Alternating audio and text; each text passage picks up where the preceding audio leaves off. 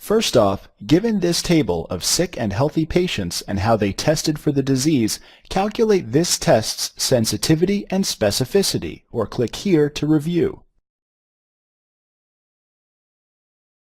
Excellent! Sensitivity asks if a patient is actually sick, how often will the test agree?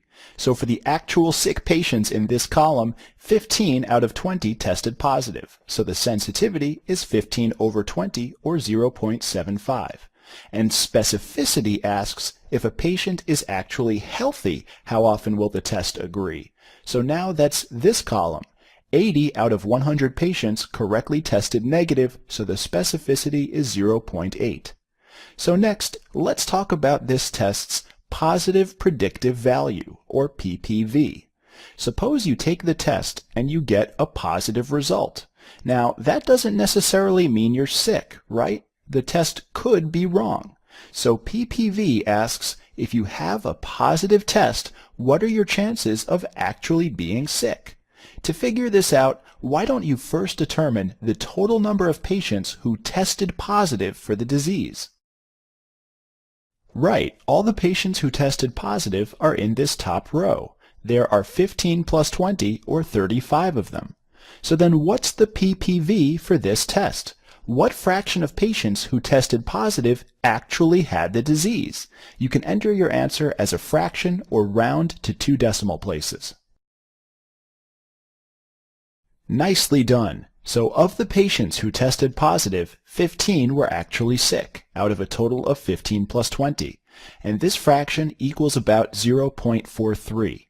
So even if you test positive for this disease, your chances of actually having it are still only 43%, which is a little less than half the time.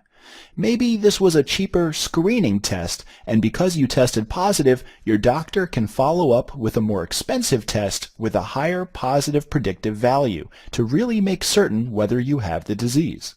So anyway, the general formula for PPV is A over A plus B, where A is the number of true positives and B is the number of false positives. Next, let's talk about negative predictive value, or NPV, which asks if you test negative, what are your chances of actually being healthy? So now we're looking at people who tested negative, which is the bottom row of our table. What's the NPV for this test?